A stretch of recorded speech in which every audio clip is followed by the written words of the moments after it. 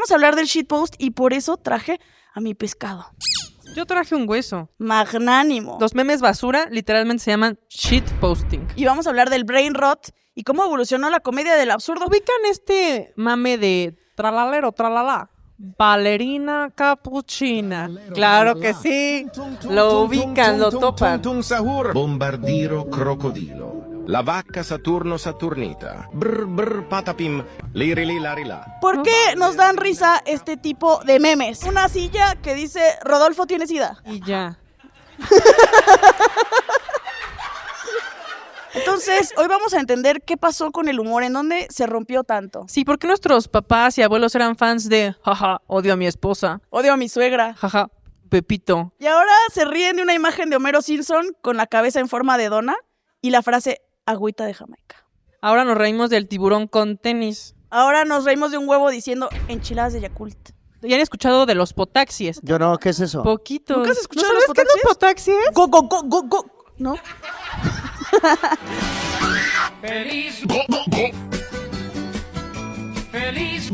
Ella es mega punk y mega pro y mega chida y mega vegana y ella es Mariana Calva, herbívora punk. No sé si vieron mi paso de baile. Gracias por tu presentación, María. Podrías mejorarla. Nuestra mamadora favorita y una chulada de mujer que amo, Double G.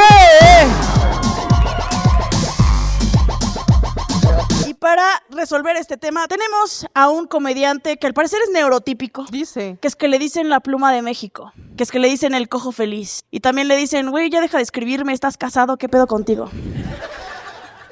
Démosle un gran aplauso al cojo rico, digo, el cojo feliz. Hola, ¿cómo estás? Hola, qué gusto. Bienvenitres.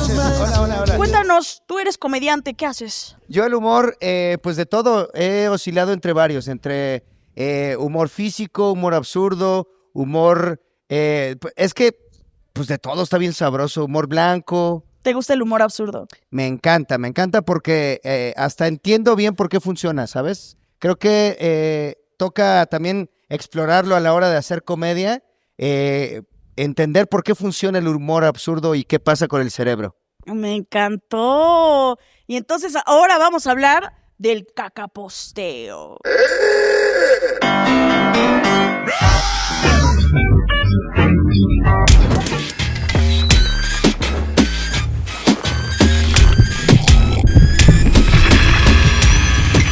Ok, han estado muy tranquilamente echándose un cake en el bañito y de repente se topan con imágenes random generadas en IA de híbridos de animales con objetos cotidianos, comida y armas, con nombres italianizados narrados por una voz en IA. Ballerina cappuccina. Oi. Burrito bondito. Trippi troppi. Levanta la mano, ¿quién ha escuchado el brain rot italiano? Ok. Es la misma pregunta, si hubieras preguntado, ¿quién tiene más de 35 años? Hubieran levantado la misma mano. O sea, nunca ¿Quién paga impuestos si es un adulto funcional? Y levantan la mano los mismos, ¿ves? O sea, es como... Estamos ante un humor caracterizado por memes surrealistas que viene con la ola del iSlop. Es un término bastante reciente. Slop significa desperdicio alimentario. Entonces, básicamente estamos hablando del contenido basura que viene de toda la contaminación de IA, que tiene nada existiendo. Y con toda la contaminación de IA, pues sí, surgen muchos brotes orgánicos, como pues este mame, ¿no? Es bien interesante porque cuando nos metemos en la página de Wikipedia sobre el iSlop, sale el Shrimp Jesus. Me gustó más el del público, de Jesús de Veracruz, está más chingón. Está mejor. Entonces, todo este pedo surgió porque de repente se hizo mame poner trabalenguas italianos o frases absurdas y ponían a La Roca, a The Rock, a decirlas. Al villano se gli dai un dito si prende la mano. A Burger se gli dai corda te lo mette nell'ano. Y en una de esas sale The Rock diciendo tralalero, tralala, y la gente tralalero, claro, conecto, ¿no? Con esa realidad. Tralalero, tralala proviene de una canción del folclore italiano. Y de repente un día alguien dijo, no, pues es que vamos a ponerle una imagen de un tiburón con tenis. Claro. ¿Por qué no? De repente explotó el mame y empezaron muchos personajes a surgir con esta mezcla de híbridos, ¿no? Y eso es todo. No le No hay- busquen más. Es así de sencillo. La idea es generar una imagen mental y sonora lo más absurda posible. Y eso es algo que hacen mucho los niños, ¿no? Así como, oh, imagínate un ajolote de sushi, ¿no? Sí, justo imagínate una Oreo de mole. Imagínate un gallo con tenis. Sí, imagínate, no sé, un podcast de feministas con un güey que estuvo cancelado. Es que si no te cancelan, no existes. Oh, es la nueva pregunta. Si Brain no te rot. cancelas, ¿existes? Sí, ¿realmente hice ruido como el árbol? Se cae. Justo. Sí. Bueno, la cosa es que el mame explotó y se expandió. Se expandió a estos niveles. La ballerina Cappuccini ha dato alla luce Tralalero Tralala. O sea, la idea es que se expandió en un lore. O sea, ya hay un universo ficcional interconectado en donde tum, Shakur tiene vida, tiene deseos, tiene metas y sueños, ¿no? Aspiraciones. Aspiraciones. Y hay animaciones y un chingo de canciones, ¿no? Con permiso, moscas, es hora de sacar la basura. Oh, ¿pero qué? Tralalero, amigo, ¿qué sucedió? ¿Está muerto? Amigo mío, ¿quién te ha hecho esto? Oigan, amigos, miren, estos son 2 plátanos. El término brain rot literalmente significa podredumbre cerebral y fue considerada la palabra del año en el 2024. Está mejor. Una vez fue la palabra del año en Suecia fue Swafelen en el 2008. ¿Qué significa? Aquí hay niños pequeños, ¿no? Significa cuando un miembro viril masculino no está ni duro Pene. ni suave y eso te pega unas cachetadas. Voy a llegar a mi casa con mi esposa así de, hey, Hoy aprendí algo. esto es en Suecia. Pero ya después de los 40 ya todos, o sea, siempre estás shuffle, ¿no? O sea, ya no, ya nunca estás realmente duro. O sea, ya es como cuando metes un pañuelo a una alcancía que nada más es así como, bueno, ajá, y luego. Entonces, la podredumbre cerebral, el brain rot, se refiere al efecto del deterioro en el estado mental que produce el consumo excesivo de contenido trivial o poco estimulante. Eso está sucediendo mucho en la generación de los niños iPad. Han visto que ya les dan el iPad, les quitan el iPad y reaccionan así, ¡no! ¡Dame mi mota! ¡Quiero mi marihuana! Es que es una extensión de ellos. Es una extensión. Entonces, básicamente estamos hablando de que el humor de brain rot es un humor saturado, ilógico, feo y absurdo, y muchas veces no tiene explicación ni contexto. Puede ser una frase mal escrita, una animación en 3D culera, un animal editado con filtros de epilepsia, y es un humor que no se explica, no se justifica y no se disculpa. Y este es uno de los muchos parientes descendientes del shitpost. Ya llegamos al cacoposteo. ¿Ya habían escuchado el término shitpost? ¿Sí? ¿Tú ya habías escuchado el shitpost? Según yo, es parte del humor absurdo. Seguro lo traes en la investigación, pero según yo, esto viene desde el dadaísmo y este pedo que ya tiene desde el siglo pasado que existe, perro. ¿no? A mí no me hacen, güey, esto ya. Esto no es nuevo. No, esto no. O sea, es que humor absurdo existe desde siempre. Cuando Eugenio Derbez abrió una puerta y aventaban una gallina, estos chavos, Me encanta que Eugenio Derbez sea el desde siempre. Sí, desde siempre. Es que yo llegué a esto cuando todo era campo.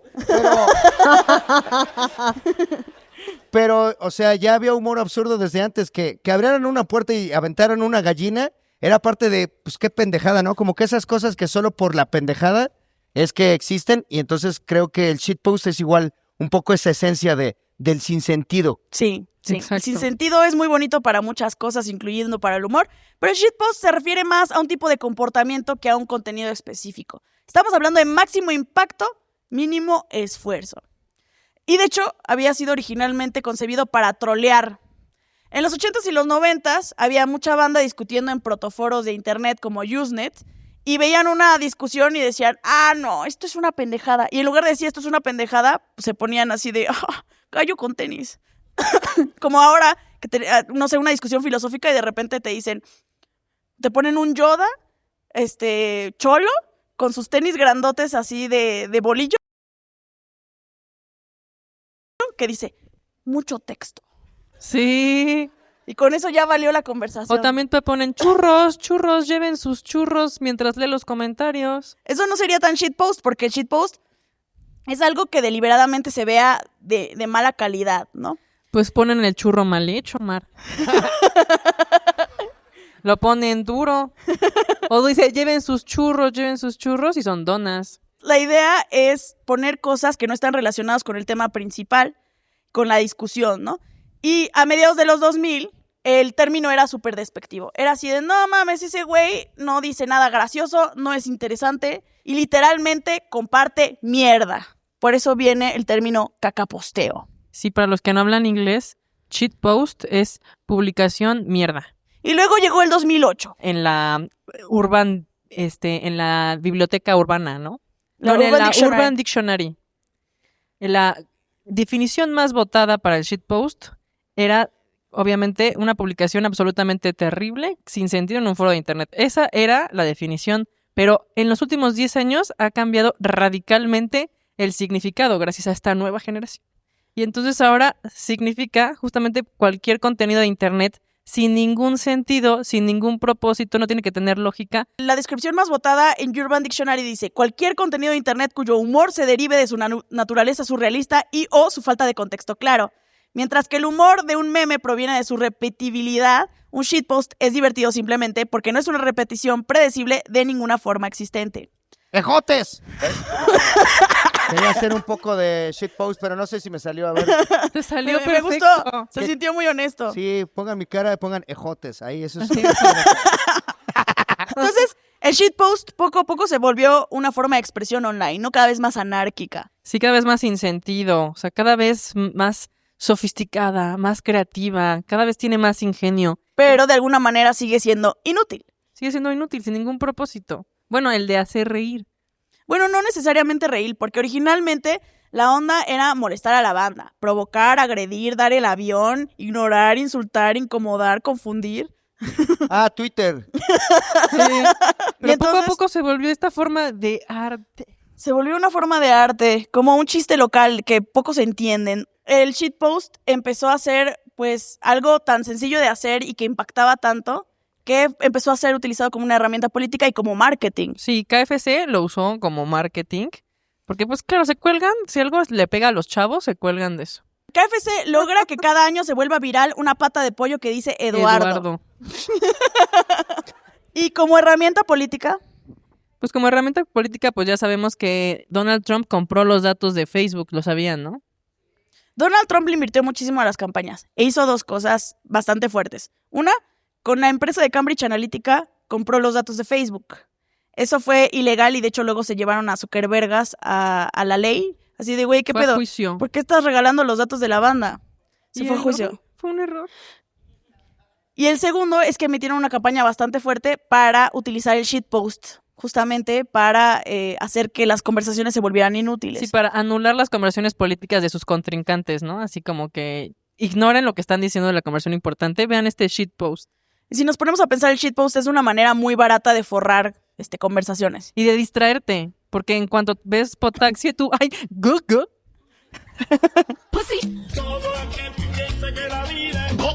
No sé si han escuchado de los potaxis, que es un universo bastante grande que empezó con un mame de una morra que estaba hablando de que el aguacate tenía potasio. Mira, el aguacate es una fruta. Es potasio. Potasio. ¿Qué? Potasio. Potasio, el aguacate es potasio. ¿Cómo surge ese colorcito verde del aguacate por dentro? Muy bueno. Con arroz blanco. Desde entonces, varios jóvenes, esencialmente de la comunidad LGBT+, se apropiaron de este término. Comunidad Potaxi. En contracultura a los FIFAs. O sea, hombres que aman el fútbol y tienen actitudes machistas. No se enamoren de fifes. Tienen una ideología tan grande que han creado un universo ficticio. Y entonces empezaron a hacer historias del potasio, que es un aguacate, que es la historia de la puchaina mágica. Sí, y la puchaina pastelera. Ya sé, van a decir, ¿qué? ¿De qué están hablando? La leyenda de la puchaina, adicta al Roblox. La leyenda de la puchaina pastelera. La leyenda de la puchaina mágica. La leyenda de Puchicienta. En el antiguo reino de Potaguate, hace 16, casi 17 millones de años. Y lo interesante es que ya se volvió súper contestatario porque las personas que siguen los potaxies es la comunidad LGBT. Y se burlan mucho de el hablar inclusivo, pero lo hacen con burla y entonces todo lo hablan como con E. Así Sí, de por eso ese. cantan TFLCT y todos los... ¿No han visto las esos memes de canciones que Feliz Neve de... Feliz Nevedet.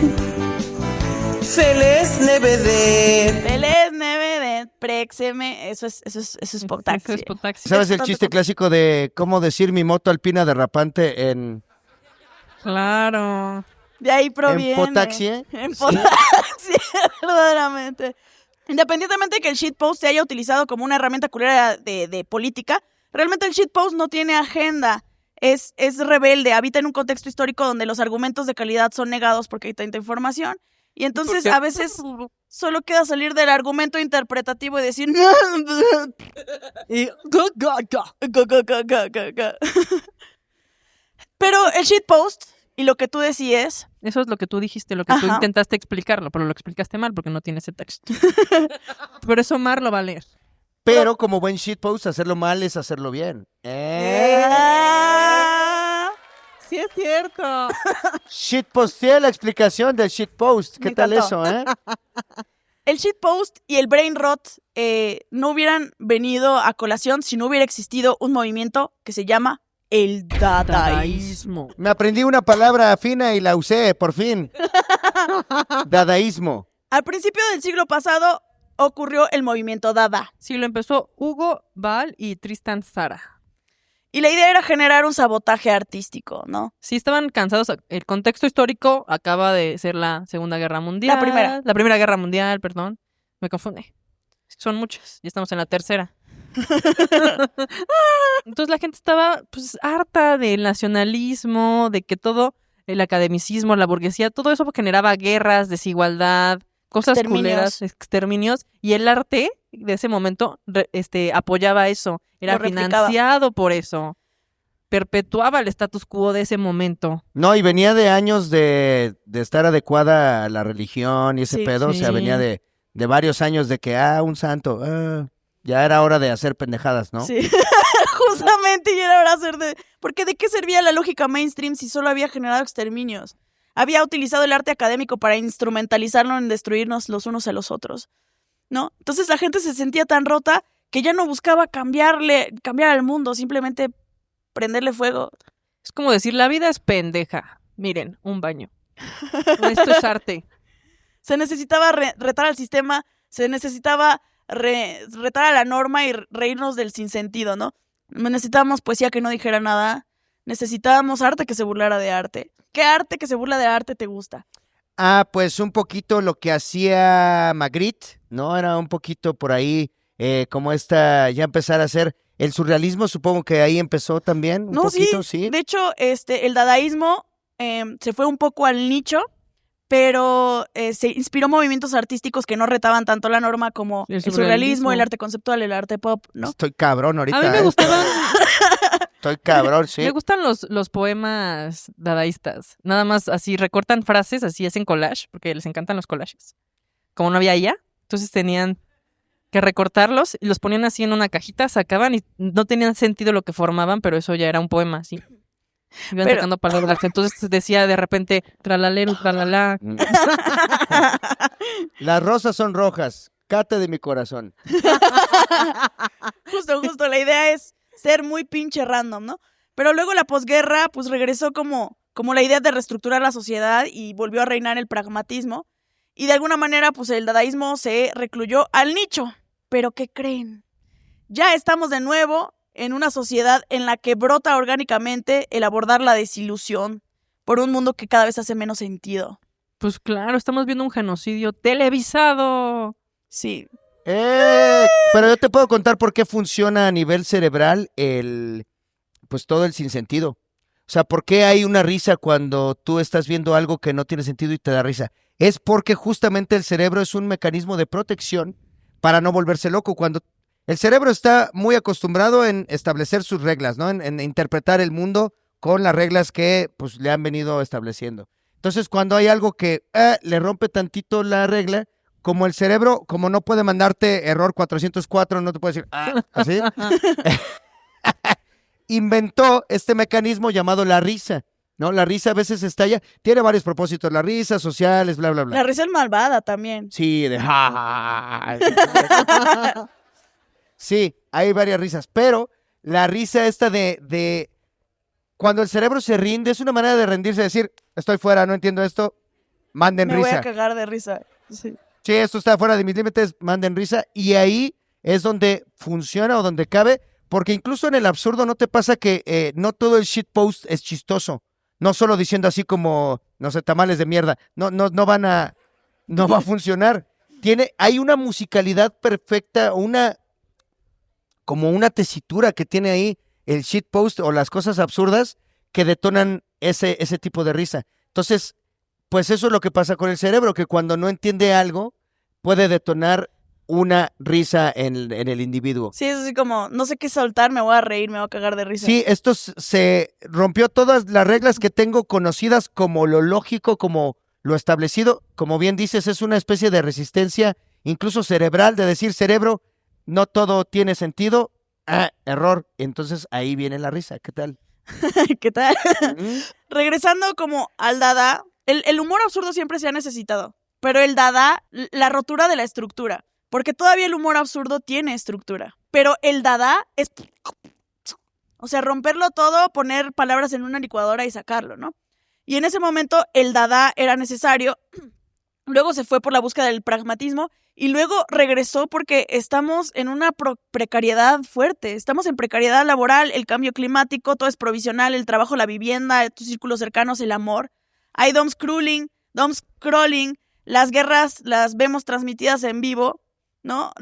Te levantas a desayunar y puedes ver en tiempo real la deshumanización mediática del exterminio étnico patrocinado por tus transnacionales favoritas. Yo le di like a unos por bombardeos. su Coca-Cola, que tanto les gusta su Coca-Cola, ¿no? El veneno negro del imperialismo Veneno ya. del imperialismo. El punto es que volvemos a tener la necesidad del absurdismo y viene todavía más fuerte. Y también el absurdismo también viene porque estamos viviendo en una especie de nihilismo contemporáneo, también llamado nihilismo cotidiano. ¿Han escuchado del nihilismo?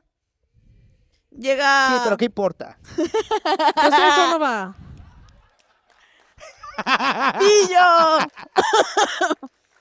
Básicamente, el nihilismo clásico nace de darnos cuenta de que la vida no tiene sentido, propósito o valor intrínseco. Nietzsche lo planteó desde la muerte filosófica de Dios, ¿no? Así como que Dios valió verga, Dios nos daba propósito, Dios nos daba un afterlife. Se muere Dios de manera filosófica, entonces existe una caída bastante grande de los sistemas del sentido y de la estabilidad del mundo, ¿no? Se cae la religión, se cae la ética, se cae el Estado, ¿y qué queda? El abismo. No, pero en el nihilismo de Nietzsche, él sí buscaba un planteamiento al futuro, ¿no? Buscaba que es que el superhombre, buscaba la reestructuración de nuevos valores. Pero en el nihilismo contemporáneo, ya no se trata de una crisis existencial personal. En realidad ya es un estado del mundo. Ya ni siquiera es una postura filosófica. Es una experiencia del día a día que no se ve como tragedia, sino como costumbre. Como apatía, ¿no? Como una especie de, pues ya va a valer madre, un día moriremos todos. Sí, va a caer una bomba, todos. Da igual seguir vivo o no. Exacto. Entonces no se puede hacer nada. No buscamos salir del caos, buscamos funcionar. ¿Por qué vamos a estresarnos del cambio climático si parece que no podemos hacer nada? Entonces, como ya no cuadra el pesimismo clásico ni la rebeldía contestataria de nuestros abuelos, lo único que queda es reírse del abismo. Entonces, como tú dices, queda la empatía, la ansiedad y, por supuesto, el entretenimiento y el humor, ¿no? Y entonces llega la expansión del Internet, que germinó un movimiento cada vez más mainstream, que en realidad todavía no tiene nombre, pero como soy una mamadora de lo peor, le puse... Bueno, hay propuestas. ¿Qué? Hay gente que le llama humor postirónico, pero no estoy de acuerdo porque no es postironía, sino metaironía, pero ahorita les explico por qué. No. Más despacio, cerebrito. Pero a todo este universo... Mucho texto. De... Churros, lleve sus churros. Pero A esta mega categoría grande en la que podemos meter el potaxie y el brain rot humorístico y el shitpost, lo vamos a llamar humor post-dada. La idea es que ya no estamos viendo al humor absurdo como algo de nicho, algo trivial, algo pasajero, porque como estamos ahorita vivimos infoxicados. La infoxicación estamos ahogados de información. Todos vivimos info-obesos en una infodemia. Hay una cantidad tan absurda de información que pierde sentido y por lo tanto surge algo que se conoce como fatiga de formato. Solemos estar tan rodeados de contenido que los formatos clásicos y esperados de cualquier narrativa, pues nos parecen explorados hasta el cansancio. Es así como, ya chole. Es como la gente Otro que no podcast puede... con público en vivo, ya.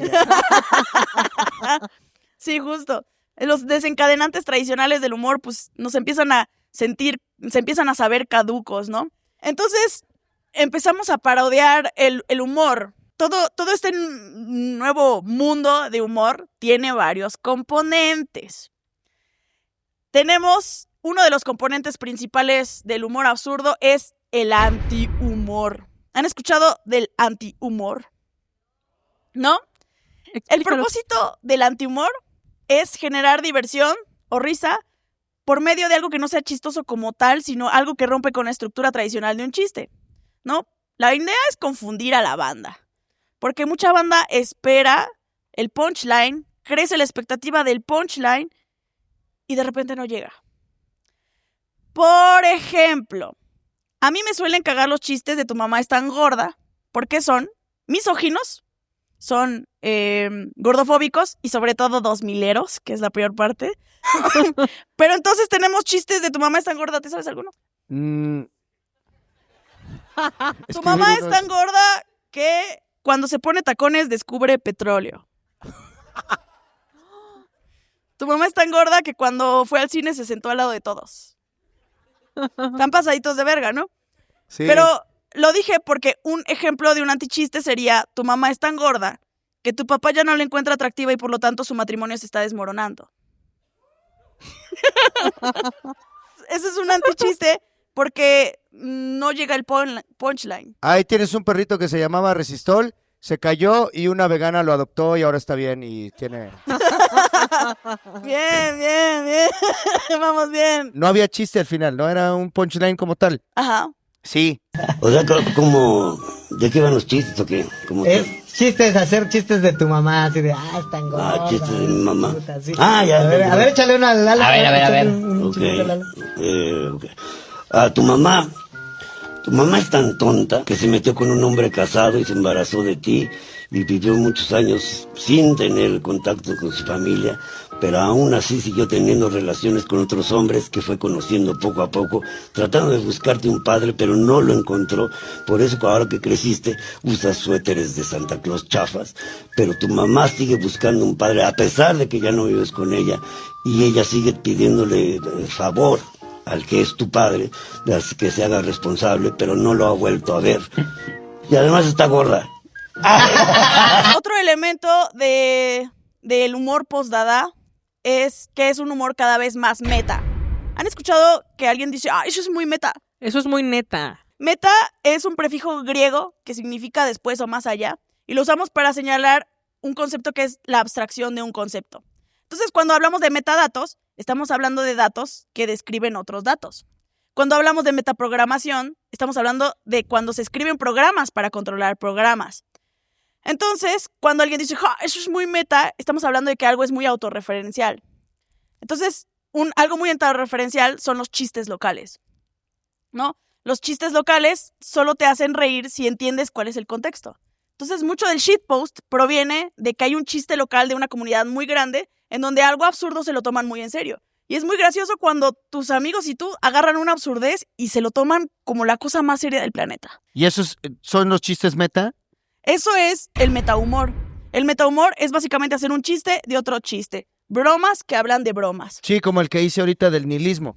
Ajá. Un metachiste. ¡Ay, perro! Metachiste. A pesar de que muchísimo del humor post-dada consiste en reírte de algo mega random y surreal como bonais de birria, enchiladas Yakult, te vendo dinero.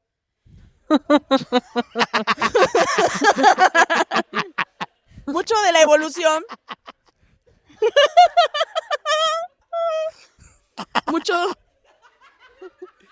Mucho de la evolución ha sido crear mundos todavía más metatextuales, en donde, pues el punto es esos chistes locales, pero en masivo. Y por eso llega el brain rot italiano, y por eso llega el humor taringuero de papulinces y panafrescos, y por eso llegan los potaxies.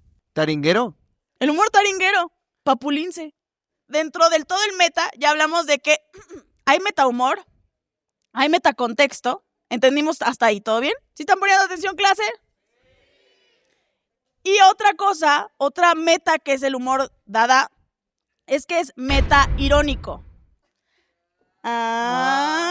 Temón. Vamos por partes. ¿Saben lo que es una ironía? Una ironía es dar a entender lo contrario. Es sarcasmo, pendejo. Tania, adivina quién quiere hablar contigo. Por eso me cortaron la conexión psíquica. Una ironía que es muy evidente se llama sarcasmo. El sarcasmo es ironía. ¿En serio? No. Entonces, una ironía es entender lo contrario de lo que se quiere decir. ¿Un ejemplo? Es que tengo un chiste en mi especial que pronto va a salir que me gusta mucho de ironía. Y es, la mamá del caníbal de la Guerrero, ojalá se los hubiera tragado. ¿Ves cómo? ¿Cómo es? Porque, funciona porque es el caníbal y tragárselos. ¡Pac! Y su mamá. Pero te voy a decir algo muy curioso. Tú acabas de hacer, eso no es un chiste irónico, ese es un chiste post-irónico. Post-irónico. Ajá, porque la ironía es decir lo contrario, ¿no? Te caes en el lodo y te dicen, ¿estás bien? Y tú dices, nunca había estado mejor en mi vida. Uh-huh. Ironía. Viene de la antigua Grecia, pero la post-ironía también viene de la antigua Grecia y significa cuando tú dices algo con mentiras, pero lo que quieres decir es algo verdadero.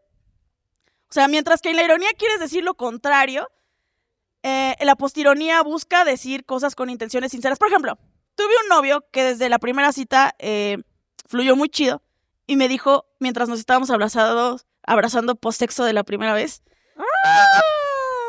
me dijo... ahí es el humor meta, porque... me dijo, cásate conmigo, jaja, no es cierto, es broma, pero si quieres, entonces no es broma. Porque esto es postirónico, porque mientras que la ironía busca decir lo contrario, aquí se busca una versión falsa provisional de una realidad. O sea, él realmente no quiere casarse conmigo, pero yo sí le había gustado mucho. Entonces decía que algo que no era real para decir algo que de alguna manera era verdadero. Oh. A ver, ¿puedes dar un ejemplo, pero con gente vestida para entender? O sea, todo... Pues es que la postironía es una nueva manera de sinceridad. Es una declaración que sigue sin ser verdad en términos literales, pero alberga un espacio que coquetea con la sinceridad desde un lugar seguro. No se preocupen, no está baja mi autoestima. Hay un error. Ya decía yo. Está baja mi estima por todos los demás. Pero yo pensaba que la ironía era como... O sea, yo amaba la ironía en mi concepto viejo antes de venir a este podcast, ya me lo arruinaste. Que era por el simple hecho de una interpretación de la realidad que hacía darse cuenta que era irónico. Por ejemplo, como la gente que muere en la rueda de la fortuna. ¿Qué dices, güey? ¿Y la fortuna? Es irónico. Irónico, pero eso no es postirónico, eso es como, ¿qué es? Irónico. No, a ver, un debate ya. Necesitamos hablar bien. ¿Te vas a parar? Sí, a ver. O sea... Eso fue ironía, ¿verdad? Porque me paro mal. Porque me paro mal, ¿verdad? Pero haz de cuenta, entonces ahí lo que se contradice es la realidad solita, ¿no? La que hizo que alguien muriera en la rueda de la fortuna. Ajá. Esa es la contradicción de la que hablas tú, de que quiere decir algo que no se cumplió y que estuvo opuesto. Ajá. ¿Ahí estamos de acuerdo? Estamos de acuerdo. Va, perfecto, va, sí. Vientos. Entonces, ¿qué vergas es la metaironía, no? Octavio Paz define la metaironía como una ironía que destruye su propia negación y así se vuelve afirmativa. Su ironía de afirmación es un procedimiento destinado a minar la autoridad de la razón. O sea, nadie entendió este cabrón. ¿Qué pedo contigo, Octavio Paz? Vamos a mandar a Octavio Paz a la verga. Y nos vamos a Urban Dictionary, que dice... Pero Octavio, ¿verdad? Sí, premio Nobel y todo, a la verga, vámonos. El objetivo de la metaironía es confundir el chiste, haciendo que tu audiencia se pregunte si estás hablando en serio o bromeando, y en última instancia, dejarlos confundidos y tal vez incluso preocupados. Entonces, mientras que Me encantó este podcast, invítame más. Entonces, mientras que la postironía significa regresar a la sinceridad a través de la ironía, la metaironía es usar la ironía irónicamente. Entonces, un meme metairónico ya ni siquiera luce como un meme, ni actúa como un meme, porque se sale de todas las restricciones habituales. En un meme metairónico el significado está perdido, también el propósito, y es así como termina existiendo un reel de Instagram con más de 500,000 de likes que luce así. The person that tagged you to this video want you to know 3 things. Number 1. Pipi und Kaki. Number 2. Number 3. And oh yeah, number 4. Bellísimo. ¿Viste? Okay, bien. Metaironía. Es que ¿cómo escribes ese chiste? O sea, sí, ¿cómo lo editas? ¿Cómo se te ocurre esa madre? Eso es lo más complejo que yo pensaría de los chistes como de metaironía. O sea, ¿cómo se te puede ocurrir algo que está mal ocurrido? No sé si me estoy explicando. Sí. No, pero es que lo interesante del shitpost es que son chistes que no se dejan madurar. Porque el punto es la inmediatez. Es lo primero que se te ocurra. Estás bla, bla, bla, bla, random. Tiras, es vomitada verbal. Verborrea mental. Y por eso hay maneras interesantes de hacer shitpost, y hay un montón de shitposteros que son una mamada. Pero también pasa que puede pasar que a mucha gente no le da risa. Por supuesto. El shitpost, ¿no? Que es como... A los fifes. Que el shitpost puedes arriesgarte a que alguien no lo entienda porque está demasiado... Por ejemplo, Pero te vale verga, como shitposter te vale verga. Porque tu alma es de un trolazo. Tú vas a decir una declaración hasta sus últimas consecuencias sin disclaimers. Mira, voy a decir algo, espero no decir una burrada, pero los neurodivergentes como los Asperger, no sé si se les dice así o se les dice personas con Asperger y ya la cagué, pero esas personas que solo entienden el sentido literal de las palabras, tal vez son inmunes al shitpost. No sé si me explico. Pero son inmunes a muchísimos tipos de conversación. A los albures. El shitpost ya... X, güey, no entiende ni la ironía, ni el sarcasmo, ni la metaironía. Pues se creerían que los potaxis son una religión real. ¿Algún Asperger aquí? ¿Tú tienes autismo? ¿Qué coche tienes? No se dice Asperger, es trastorno del espectro autista y hay diferentes niveles de adecuación. Yo soy nivel 1 y por eso se tardan un chingo en hacerme diagnóstico. Y no todas las personas tienen problemas con la literalidad, no todos los autistas tienen problemas con la literalidad y además no estamos tan pendejos. Entonces llega un punto en el que por plasticidad tú puedes aprender que lo que no estás entendiendo es porque no es literal y puedes aprender a interpretarlo. Entonces sí entiendo el sarcasmo y la ironía, no entendí tu chiste del carro. Pero sí. ¿Y qué opinas del shitpost? ¿Lo entiendes? No, pero sí me da risa, pero yo creo que por lo que él explicó. O sea, es bien gracioso ver a un tiburón con tenis, hay que aceptarlo. Ah, pensé que ibas a decir a un autista intentando... Entonces, ¿cómo llegamos aquí? ¿Cómo llegamos a este humor absurdo? Vamos a hablar sobre el humor boomer. Que Mar no está de acuerdo con el que se les diga boomers. Mucha gente está utilizando los términos de la teoría generacional. O sea, boomer, millennial, todo esto, utiliza mucha la gente para englobarlos. Los términos, pero esta propuesta que son de dos sociólogos llamados Strauss y Howe, es una teoría gringocentrista que ha sido nombrada por muchos académicos como pseudocientífica y ha sido llamada un elaborado horóscopo histórico que nunca resistirá el escrutinio académico. Entonces, la teoría generacional no está considerada como una verdadera teoría porque la crítica radica en cuestionarnos por qué todas las personas coetáneas, o sea que tienen similares edades, tendrían que tener determinadas características específicas sin analizar sus contextos, las diferencias en la clase económica, el país donde provienen, el género, la raza, ¿no? Es que yo creo que nada más se refiere como al momento de la cultura pop en el que viviste. ¿Me explico? O sea, verdaderamente ahorita se utilizan esos términos para hablar de algo muy real que es la brecha generacional. La brecha generacional existe. Pero la propuesta generacional, como la plantean esos vatos que no tiene ningún tipo de interseccionalidad y que además la hicieron partiendo de análisis históricos de la historia de Estados Unidos, pues ahí así de... Sí, no. así de aquí estabas triste porque Vietnam. Y nosotros así con días sordazos. Ya no quiero estudiar, mamá. ¿Se ubican cómo funcionan los boomers, la generación Y? ¿Alguien tiene dudas de eso? ¿Boomer es como más de 40 años o más de 50? ¿Cuántos años tiene un boomer? No, 60, 70. 60, 70. Es el boom, por eso es baby boom, del nacimiento de muchos niños después del caos de las guerras. De las bombas de boom, ¿no? Como... Del boom de nacimientos después de las guerras. Ah, kaboomers, estaría más chida. Kaboomers. Lirilarila. Se caracterizan por una realidad un poco más cristalizada, ¿no? Buscaban amor para toda la vida, una casa para toda la vida, un trabajo para toda la vida, y la sociedad tenía la estructura para dar eso, ¿no? Y por eso ahora vivimos en un mundo más provisional. Por eso se teoriza, Bauman, el sociólogo Bauman, Sigmund Bauman, analiza que estamos viviendo en una sociedad líquida, cultura líquida.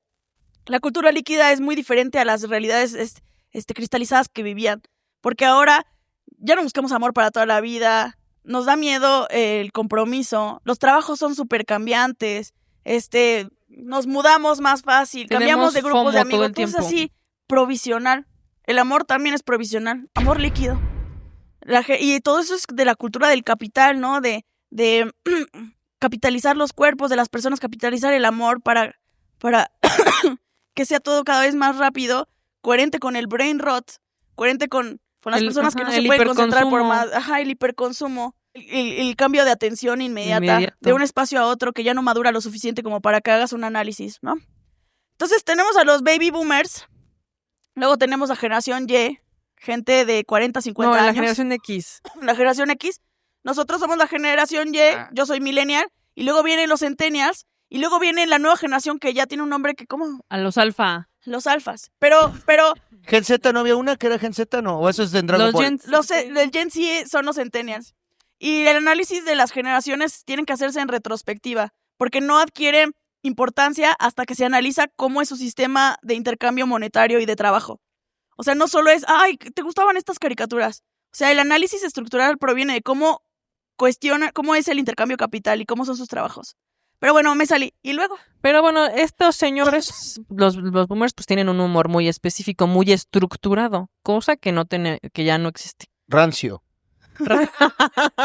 Pues, humor rancio. Crecieron con un humor televisivo, ¿no? Que representaba una sociedad con normas claras. Sí, era mamá, papá, el vecino metiche, la vieja chancluda. Sí, tenían identidades fijas muy entendibles. Romantizaban la pobreza. Mostraban si es adivinanza es Chespirito, ¿no? O sea, sí estás... Mostraban un mundo reconocible con problemas menores y sus soluciones previsibles, ¿no? Era el humor situacional. Alguien cometía un error, había un malentendido, se desarrollaba una pequeña crisis doméstica y todo se resolvía en 20 minutos. Magnífico. Y este humor presentaba una seguridad emocional porque podías reírte de las cosas y sabías que la realidad no iba a romperse. ¿No? El universo narrativo era estable, las identidades eran fijas, como tú dices, y la comedia consistía en desviarse un poquito del camino, pero luego regresarte.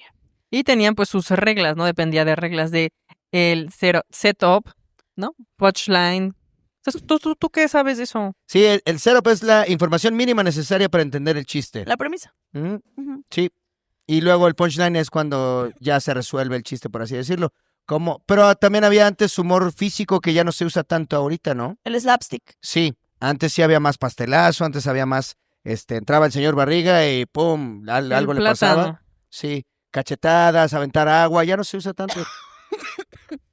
Pero todavía sigue vigente este humor, sigue vigente el slapstick, sigue vigente el humor estructurado, pero luego llega la siguiente generación, o sea, pasamos de nuestros abuelos que veían la televisión y luego llegamos a la televisión por cable, el meta-internet y la globalización, ¿no? Y empieza a existir un humor más autorreferencial y más cínico.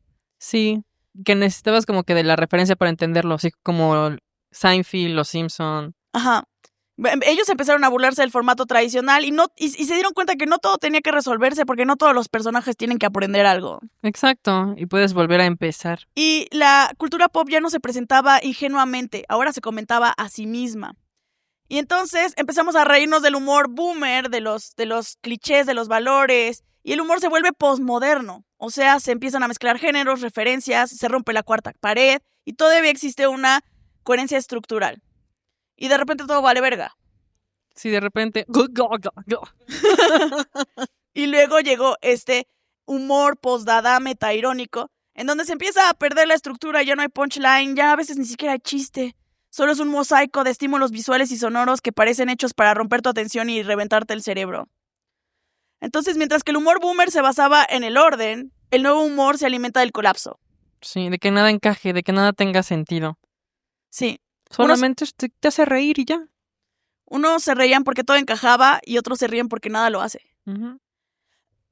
Y me encantaría que aquí se cerrara esto y dijéramos, no, esto es un antisistema. El humor absurdo es antisistema, y así como el Dada nació de un análisis filosófico, pero creo que el Dada arrastrado al mainstream ya no es un análisis filosófico pensado, ya es un arrastre natural de una oleada de infoxicación. Es una consecuencia de eso. Es un arrastre del brain rot. Y de esta manera regresamos al tema original, el brain rot. Y Diego Rusarín describe el brain rot como cerebro de redes sociales. Una persona cuya capacidad cognitiva ha sido reducida al feed, a lo que te dicen los algoritmos, a lo que puedes entender en un meme, a la lógica que se puede explicar en 180 caracteres con palabras simples. O sea, tienen el cerebro podrido de consumir redes sociales. Ay, el buen Rusarín. Luego lo vamos a traer, pero se la pasa en Venezuela. Esto no es dictadura. ¿Quién de aquí es adicto a su celular? Levante la mano. Es una extensión de nosotros. Ay, bien poquitos levantan la mano, no les creo ni vergas. Está bien cabrón que ya internalicemos al celular como un aparatito pegado a nosotros. Sí, es una extensión, o sea, ChatGPT es una extensión de mi cerebro. Y nos permite desconectarnos en cualquier momento que tengamos libre, ¿no? ¿Y qué pasaba antes de las redes sociales? Todos esos huecos de momentos libres se utilizaban para generar un monólogo interno. Ya, el monólogo interno. Para pensar, para analizar, para recordar. De hecho, vi hace poco una charla de TED Talks que decía que esta persona proponía aburrirnos 1 hora al día. O sea, que tú deliberadamente buscaras aburrirte, que buscaras ver el paso del reloj, que buscaras leer los términos y condiciones de Yahoo. Y la idea era... Primero buscar si sigue vivo Yahoo y luego... Pues dicen que ese es un ejercicio creativo, ¿no? Ver cómo se seca la pintura. Pero es que como ya tenemos todo esto que es inmediato y que pasamos de una información a otra y no tenemos tiempo de procesarla, hace que ya no tenemos espacio para este diálogo interno. Entonces, ¿dónde se te ocurren las ideas increíbles? Cuando te estás bañando, cuando te permites aburrirte. Porque el aburrirte hace que tu cerebro tenga que buscar una resolución a ese problema, y la resolución del problema de la aburrición significa crear. Sí, lo recomiendan muchísimo, muchísimo hasta para los que somos papás, con tus hijos, que es como, no los tienes que entretener todo el día, quítales el iPad, quítales algo se les tiene que ocurrir cuando los tienes sometidos a no hay nada, resuélvelo mi carnal, ahí piensa cosas, no hay nada, o sea, no hay nada, literal no hay nada, órale, a crear. Resuélvelo ahí con tus ideas, a ver qué se te ocurre, corre, da vueltas, piensa algo, porque si no, sí se le seca el cerebro y creo que también el problema es que cuando consumes tanto no creas, ¿no? Eso es lo importante, que si todo el tiempo estás consumiendo, no hay cabida para crear, y no es que tengas que crear pues una rutina de stand-up o una serie o escribir pendejadas, sino crear simplemente pues nuevas cosas en tu mente que no están, que no estaban. Ándale ese. Que escucharte más, no te tengas miedo a ti mismo, ¿no? A escucharte. Justo. La gente le tiene miedo a su diálogo interno. Es que luego dice, mátate. Vales verga. Hay que matarnos ahorita. Sí, hay que pero no. al cloro. Dale un traguito. Ay, sí, eso de a qué sabe el cloro tiene un nombre, se llama la llamada del vacío. Ay, no, el Suavitel, güey. O sea, el Suavitel es ese. ¿A qué sabrá el amor de mamá, dices, no? La llamada del vacío es cuando tienes así una llamada de una realidad que va en contra de tus... No, viene literalmente de estar en las alturas. Sí. Porque hay gente que le dan miedo a las alturas porque le da miedo caerse, pero hay gente que le da miedo a las alturas porque siente ganas de ver cómo se sentiría aventarse. Sí. Ese es el pedo, que el vacío sí te dice, ¿a poco sí te matarías desde este 6º piso? Y tú estás así de... Y el problema cállate. es que la alegoría del vacío es cualquier cosa, no solo tirarte, sino valer verga y dejar que tus demonios te destruyan. Haz las paces con ellos, ¿no? Así como, a ver, demonio, ¿qué tienes que decirme? Siéntate un ratito, a ver qué traes, qué Sí. quieres decirme. Y también creo que el shitpost es un reto al cerebro también para demostrarle que no se sabe todas, ¿no? Como decirle al cerebro, güey, no estés muy casado con la realidad, ¿eh?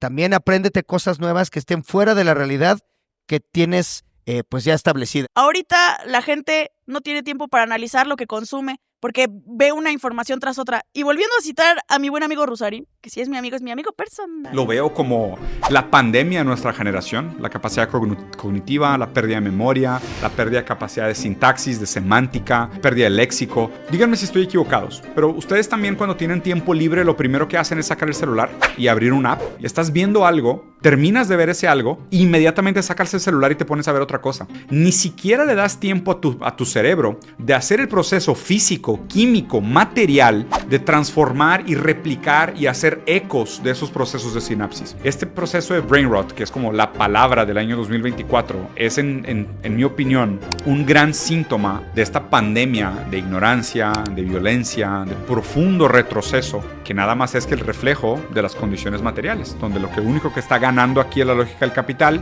Vamos a tener por primera vez en la historia de la humanidad el primer trillonario y para todos los demás condiciones absolutamente miserables. Entonces estamos ante una pandemia, él dice que estamos en una pandemia de deterioro cognitivo. Qué bueno que me pones videos para ver cómo los videos hacen daño en mi cerebro, ¿eh? Sí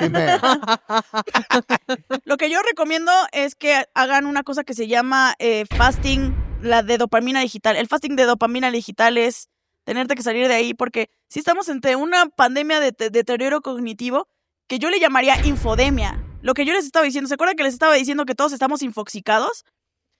Básicamente la infoxicación es tener una sobrecarga informativa.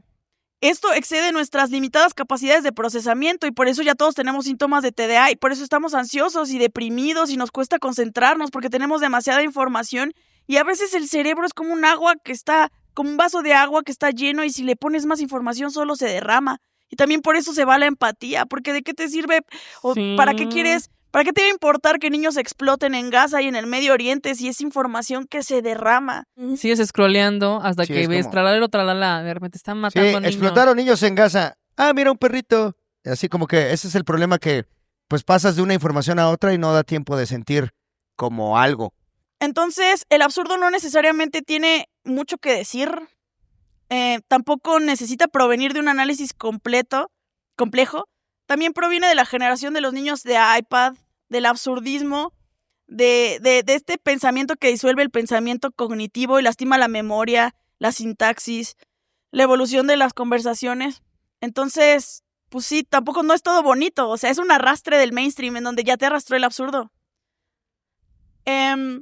Pero dos cosas pueden ser verdad al mismo tiempo, ¿no? Entonces el absurdismo también es un refugio. También puede generar compañía y colectividad. De reírnos no porque todo esté bien, sino porque sabemos que todo está roto y aún así seguimos aquí. ¡Se va a acabar el mundo! Moriremos todos. Moriremos todos. Conclusiones. Pues, El go-go-go, Puchaina. sí. Por cierto, el Puchaina. go-go-go sí proviene Del universo Potaxi. y del sonido que uno hace al mamar pito. Sí, porque es Puchaina. Ajá. Puchaina. Entonces, literalmente hay muchas canciones del universo Potaxi que dicen go, go, go, go, go, y todo es una serie de chistes locales hipersexualizados. Sí, son canciones pop como la de Shakira y le ponen Puchaina, go, go, go. Y ya. Yo solo quiero y regalarte mi vagina. ¿No conocen la de culo con caca? ¿No conocen esa? No. Culo con caca, culo con caca, culo con caca. Caca con culo. Le cambian ahí al final. Está buena, está Me buena. gustó. Sí. ¿Qué conclusiones tienes, Mariana? Pues una de mis conclusiones es que sí está chido el shitposting, porque siento justamente que en algún punto pues te saca de tu cotidianidad y te da dopamina, que la dopamina siempre se agradece en este mundo. Sí, lo malo de la dopamina digital es que a veces no es que te dé más, es una sobrecarga de estímulos. Sí. Entonces, a veces tenemos una serie de receptores de dopamina y cuando tú empiezas a tener sobreestímulos, simplemente tienes la misma cantidad de dopamina, solo que necesitas más para llegar ahí. Sí, y luego ya te da hueva hacer tareas que no te generan dopamina. Y es como, ay, qué hueva bañarme, cortarme las uñas. Ah, sí, sí me pasa. ¿Conclusiones? Pues creo que está bien una dosis correcta de shitpost o de humor absurdo, justo como decías, para pues que el cerebro entrene, para que no se quede como solo en lo establecido, pero también está chido de vez en cuando aburrirse, ¿no? Que tú solito te cuentes tus memes, a ver qué tal te caes de bien, ¿no? A ver, cerebro, échate un meme, a ver, no, hueva, vámonos. Pero sí, intentar que dentro de ti, en la conversación interna, puedas tener un poco de diversión contigo mismo. ¿Qué tal eso? ¿No? Es masturbarse, es aquí nomás. Yo, mis conclusiones es que pues todos los fenómenos sociales se pueden analizar mejor en retrospectiva, ¿no? Sí. Hacer una especulación de lo que van a vivir los iPad Kids es muy atrevido de nuestra parte. A mí me preocupa, la verdad. Si estás diciendo, ¡ay, las generaciones que vienen! Ay, nuestros chavos con sus cosas. Chavos adictos a su iPad, adictos al brain rot, teniendo cabeza de meme, haciendo sus posturas filosóficas y políticas de memes y de shitpost. Es preocupante las nuevas generaciones, verdaderamente. Oye, pero necesariamente está mal, ya que te gusta debatir. O sea, ¿por qué tendría que estar mal si es el contexto? Tú lo dijiste hace rato. Es el contexto generacional al que se enfrentan. Oh, no, a mí no me gusta teorizar en bien y mal. Es una realidad preocupante porque puede hacerles daño cognitivo. Eso lo vamos a ver hasta que pragmáticamente... ¿Qué es preocuparse brote? Ya directo así? ¿Qué es ya, ¿qué es qué? ¿Qué es preguntar? ¿Qué es una pregunta? Es que sí es preocupante que alguien no pueda poner atención a algo más de 5 segundos. ¿Qué? Que no... Exacto. Perdona, ¿qué estabas diciendo? Sí, está preocupante. Antes le echábamos más ganas, ¿no? Antes para sobrevivir se necesitaba, pues, a ver, voy a cazar un conejo. Me tomaba como 1 hora planear y eso, y ahorita es como, ya todo rápido. Hay un nombre para eso, se llama juvenoia. Juvenoia es esta tendencia a las nuevas generaciones de decir, no, es que las pasadas generaciones están de la verga. Y hay un sujeto que se llama XDXD que hizo una serie, o sea, hizo una compilación de gente diciendo, esta pinche generación, y son escritos desde 1600. No, es que los nuevos jóvenes ya no saben y ya no saben, y siempre es así. Está mal, no está mal, ¿no? Entonces, mi preocupación también podría ser juvenoia, ¿no? Y al final de cuentas, tal vez subestimamos demasiado la plasticidad de la mente y tal vez la infoxicación puede germinar todo tipo de realidades positivas, negativas, ya veremos. Ya veremos, ¿verdad? Ya veremos, dijo un ciego. ChatGPT ahí, órale perros, trabajen. Simón. Vamos a pasar a una pequeña sesión de preguntas y respuestas. Yo tengo una. ¿No eran 3 ustedes antes? Sí. Vale. Seguimos siendo. Solo que no la ves. No, Vale de la Cuesta desgraciadamente tuvo que salir de este país por culpa de que hay gente muy malvada. Hay varias gente. ¿Alguien tiene una pregunta? ¿Cuál es su filosofía de ustedes, chicas, cuando vale verga el amor romántico? Ah, sí, es que sí vale verga el amor romántico. A mí me gusta la anarquía relacional. ¿Qué es eso, perdón? Para quien no entienda, cuando hablamos de amor romántico no nos referimos a la luz de las velas y a Jack dibujando a Rose, el Titanic, ella desnuda. Nos estamos refiriendo a las expectativas que la gente busca en las parejas, en sus parejas. Y los pilares del amor romántico son muy específicos. Hay monogamia, hay heterosexualidad forzada, hay... no sé, huevo. Es que está chido cuando no te lo imponen. Exacto, está chido cuando no se siente como la única opción y que todo venga de esos ángulos, ¿no? Entonces, prácticamente la anarquía relacional es cuestionar por qué, primero que nada, por qué el amor de pareja tiene monopolizado el concepto del amor. Cuando te dicen, ¿crees en el amor verdadero? ¿Cuándo alguien te ha preguntado, ¿crees en el miedo verdadero? Nadie, nunca. ¿Que no amas a tu mamá? ¿Que no amas a tus amigos? ¿No? Entonces, La anarquía relacional es pensar que no tenemos que ver las jerarquías impuestas que suele uno tener inherentemente, ¿no? Como que tu pareja es la más importante, como que necesitas poner cierto tipo de atención. Las estructuras originales se cuestionan para dar un espacio a una manera muy diferente de vivir el amor, en donde estás en contra de la propiedad privada, estás en contra de las jerarquías y un tema tototota. Y tenemos un capítulo de eso. Yo sí creo en el amor monopolizado, monógamo. No, que muy anárquica. Ay, con eso no, bebé. Ah, no es cierto. No, sí, o sea, siento que si son acuerdos, bueno, por ejemplo, yo ahora tengo una relación monógama, pero pues porque así se planteó y es un acuerdo, o sea, no es como que se dio por hecho, ¿no? Fue como, vamos a... Se planteó porque no te gustan otras estructuras. No, porque no me gusta usar condón, y entonces quiero que me dé sidral. Puedes tener monogamia de fluidos.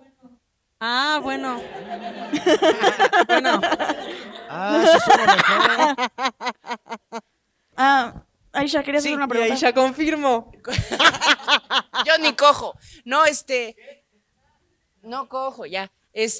Yo no digo nada. Hace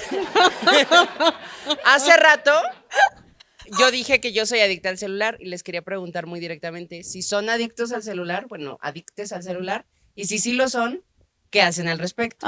Pues yo oscilo entre de vez en cuando dejarme ir en la drogadicción del celular y decir, no tengo autocontrol, soy un pésimo ser humano, voy a cenar Oreos en lugar de comer balanceado y todo se va a la verga, ¿no? Pero luego digo, no, necesito más orden. Y sí hago fasting de dopamina digital. Y el fasting de dopamina digital es encontrar la manera que puedas para alejarte de las redes.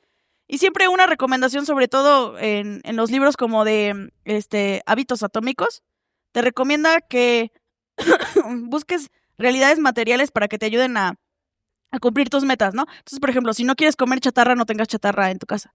Entonces, lo que hago es que yo descargo aplicaciones para que lleven el control y me prohíban y me contabilicen la cantidad de tiempo que puedo. Y hay aplicaciones buenísimas que verdaderamente se meten a tu sistema y te dicen, no, güey, tú dijiste que solo vas a meterle 10 minutos al día a TikTok. ¿Tú, adicta a tu celular? Sí, yo ya lo contesté, dije que sí, que qué hacía, nada. Al respecto, nada, ser aceptarse adicta. como un adicto y decir, y pedo. Y yo sí, ayuda mucho lo de la bebé, lo de la hija. Tengan Sí. hijos. Sí, si crees que tienes tiempo libre demasiado, préñate. Mi pregunta ¿es correcto ponerle etiquetas a todo? Quiero decir, tanto eres feminista, eres machista, eres gay, eres bisexual, eres heterosexual, eres cojo. Desde muy pequeño siempre he pensado en que no se le debería de poner etiquetas a las cosas. Quizá estoy equivocado, espero ahorita me puedan ayudar. Solo hay que notar cómo parece que nos molestan las etiquetas cuando son las etiquetas del no el status quo. Porque nadie está molesto con la etiqueta de maestro, papá, mamá, ¿no? Ahí preguntaste, todas las etiquetas que pusiste son etiquetas que la gente ahorita está teniendo problemas con ellas, ¿no? Por otro lado, una cosa muy diferente es que exista un nombre para mencionar algo y otra cosa es que exista pensamiento categórico. Es una cosa muy distinta. El pensamiento categórico es creer que un nombre, una etiqueta es la definición máxima y su delimitante. Cuando una etiqueta bien puede ser una abstracción conceptual. Entonces, como esa frase que dicen, si no lo nombras no existe. De hecho, hoy subí un reel en donde justamente hablaba de cómo yo había salido con alguien que era grisasexual, o sea, que no le interesaba, no era lo sexual, no le interesa el sexo de manera usual. Y cuando le pregunté que qué pedo, me dijo, estoy roto. Entonces, su estoy roto también era falta de entendimiento por su propia relación con el sexo y entendimiento de que no le debe normatividad sexual a la realidad, ¿no? Le faltaba conocer que existía la grisasexualidad no porque fuera una etiqueta, sino porque si no lo nombras no tienes excusa para conversarlo. Las palabras son para poder conversar las cosas. O sea, decir, no, pues ¿para qué decimos a lo sexual? Es así como de, pues porque hay gente que piensa que su realidad es personal y no colectiva.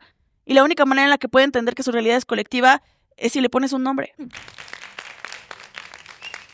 ¿Alguna opinión al respecto? Pues yo también pienso que también la gente dice, ay, es que yo soy más que eso. Yo soy más que feminista. Pues es que no es que seas, o sea, estás posicionado en algo, ¿no? O sea, yo tengo no, O sea, no estoy de acuerdo en todas las ideas en lo que me posicione, ¿no? Como si te posicionas con el feminismo. O sea, estoy posicionada en algunas cosas, no en todas.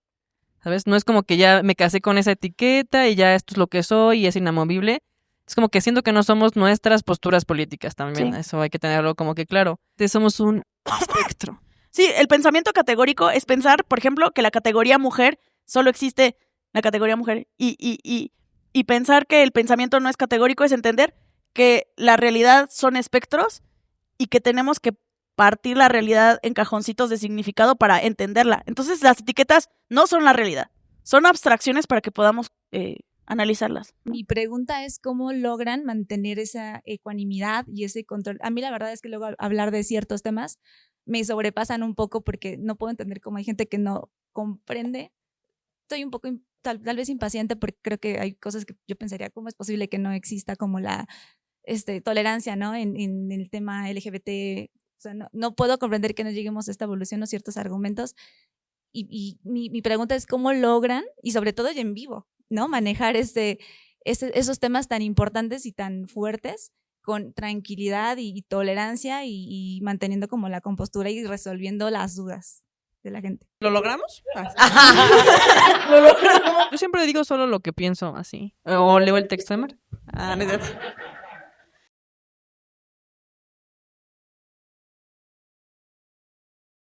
Bueno, nosotros sabemos que somos relativamente de nicho, nos llaman la misa progre, sabemos que inherente a nosotras hay adjetivos que están muy mal apreciados en la sociedad. Como mujer. Como mujer. Somos feministas, progres, anárquicas, veganas, marxistas, lo que sea. O sea, imagínate, o sea...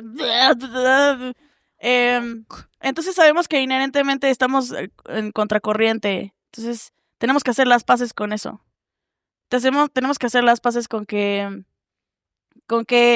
el discurso que critican de nosotras no es el discurso que tenemos, sino el discurso que la gente piensa que sucede de estos temas. Entonces, pues nada, hacer las paces con eso y abrazar el nicho de personas que quieren escuchar una postura distinta.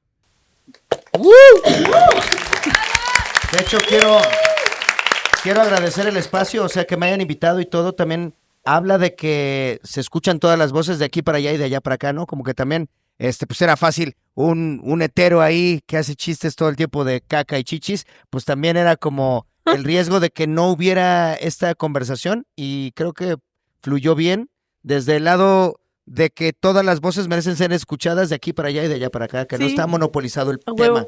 No mames, nos subimos a la audiencia del cojo. Ay, no. Nos odiaron. Bueno, yo me salvé. También, porque te pasaste de verga, nos presentaste como las feministas. Y tú sabes que esa etiqueta inherentemente trae un rechazo, ¿no? ¿En serio? Entonces, sí. Ajá, Hace ¿sí? tu audiencia, ¿En mamón. serio? Tu audiencia, güey, literalmente, ¿saben a quién puso a este escenario?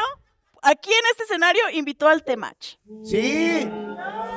Ser su amigo no quiere decir que esté de acuerdo con todo. Levante la mano quien no conoce al Temach para que lo pongamos en contexto. El Temach es el mayor representante de la machósfera en Latinoamérica y en México. Y la machósfera es una serie de círculos online de hombres que están muy enojados con el feminismo, con las mujeres, y que tienen una visión muy retorcida de cómo son las relaciones interpersonales. Mi compa. Tal vez yo soy un tibio de mierda, lo reconozco, pero escucho las dos voces, o sea, los dos tienen algo que decir. Los derechos no son negociables. De hecho, en nuestros espacios es bastante mal visto la tibieza, porque consideramos que la neutralidad no es neutralidad, es... estar al lado de lo Sí, estás al lado del status quo, pero sin posicionarte. Porque básicamente si te vas en un río, el río va a correr hacia donde va la dirección, ¿no? Entonces, el no posicionarte es simplemente posicionarte hacia donde va... Es como, cuando ves que se alguien mata a alguien, eres testigo y dices, entiendo las dos partes, entiendo los dos puntos. ¿Estás de acuerdo con la ideología del Temach? No, o sea, entiendo a quién le habla. O sea, también dentro de, ya que nos estamos poniendo serios, dentro de todo lo que está pasando, también pasó que quedaron muchos hombres relegados sin saber qué. O sea, ¿qué toca? Sí. Como hombre estás mal. Ah, bueno, y pues ya. No, o sea, hombre estás mal, hombre heterosexual estás mal. Ah, bueno, pero pues luego, ¿qué sigue? Entonces, sí entiendo también a quién le hace eco, ¿no? Entiendo también que hay un demográfico de personas que necesitaban escuchar. Él dice que gran parte de sus seguidores son hijos de mamá soltera que no tuvieron para dónde hacerse. Él lo cuenta, o sea, yo te la paso al costo. Entonces, Caracas. hijos de papás ausentes, totalmente. Va, bien dicho. Yo también soy pro eso, Tengo un chiste de eso también, de que yo no estoy de acuerdo en que los chistes sean de que mamá soltera. ¿Por qué no tiramos caca a los papás que se van? Sí, creo que también, que es la mayoría. Sí. ¿Tú tienes papá? No, no es. Sí. ¡No, no tienes! Y canta punk. Ahí está. Yo tampoco tengo jefe. Ok, bueno. Pero entonces, el mío está bien tieso. A mí no. Yo odio al mío. No, sí, entiendo bien que, o sea, que hay cosas que cambiar. Vivo en una familia donde tengo esposa, una hija que me gobiernan, las dos. Entiendo para ese lado totalmente. No entiendo el machismo. Tengo abuelita ahí. Tengo abuelita, sí. No, tengo abuelita, mamá, hermana. La empatía de todo lo que hace falta trabajar para que haya igualdad y condiciones seguras para ustedes, lo entiendo bien. Yo jamás dejaría a mi hija sola con ningún hombre del mundo, por ejemplo. Pero con un oso sí. Pero tú misma lo dijiste hace rato, puede haber dos verdades simultáneamente. Entonces, el que tú tengas razones y el que él tenga algunas razones con algunas personas, creo que es verdadero. O sea, los dos podrían tener razón, y el que la sociedad esté en este momento antagonizándolos también es algo negativo. O sea, porque tanto hombres como mujeres necesitan mejorar o que se mejoren situaciones de la vida diaria. El problema es que esa es una falsa dicotomía, porque haces pensar que la opción contraria a la perspectiva del temach es la misandría, cuando existen un montón de deconstrucción de masculinidades. Existe una mejor conversación de la masculinidad mucho más sana que la suya. Sí, claro. Te invito a ver nuestro capítulo del temach, porque sí hablamos de eso. O sea, la verdad es que sí, yo sí hablo de manera muy indulgente del montón de jóvenes vulnerables que no conectan con los discursos feministas, que muchas veces es así de, no, el patriarcado, y el patriarcado parece no tener cara más que la tuya propia, y te ves en el espejo y dices, ¿cómo voy a hacer la cara de algo si yo también estoy jodido, no tengo dinero, no soy guapo, no, muchas cosas? No puedes entender la desigualdad desde ahí. Y eso es un problema de la pedagogía, de la conversación política, y no es culpa del feminismo, es culpa de la conversación política que existe en general, ¿no? Sí. Así como cuando la gente dice pinche colonialismo y todo es culpa de ese blanco de ahí, es así como de, güey, ¿por qué yo, el blanco, si todos somos descendientes de esa realidad, no? O sea, ¿por qué el mexicano se internaliza más fácilmente con la víctima? Así de, todos somos aztecas, y es así como de, güey, no mames, vienes de Hernán Cortés. Entonces, ¿cómo hacemos que, cómo las mujeres sí se pueden identificar con la víctima y los hombres parece que no se les permitiera verse como partes víctimas de un sistema que también los arrastra? Es un problema en la pedagogía, sí, totalmente. Estoy de acuerdo con eso. Bien. ¡Vamos algo en medio! Yo tengo mi duda, perdón. En medio. Y pues eso ha sido todo por hoy. Les agradecemos por escuchar este capítulo de Tecito de Calzón. Nos encuentran en nuestras redes. A mí como @cojofeliz, y aquí mismo Marqueteatro todos los miércoles con Pur de Patos. A mí me encuentran como Herbívora Punk en todas mis redes. Y a mí me encuentran como Dama G en todos los espacios. Y les agradecemos mucho por estar aquí. Recuerden que estamos en Podimo con 2 semanas de antelación. Y pues por favor denle like, comenten y escriban en la caja de comentarios qué les gustaría que analizáramos, que deglutiéramos en este su espacio. Los queremos mucho y nos vemos en otra ocasión.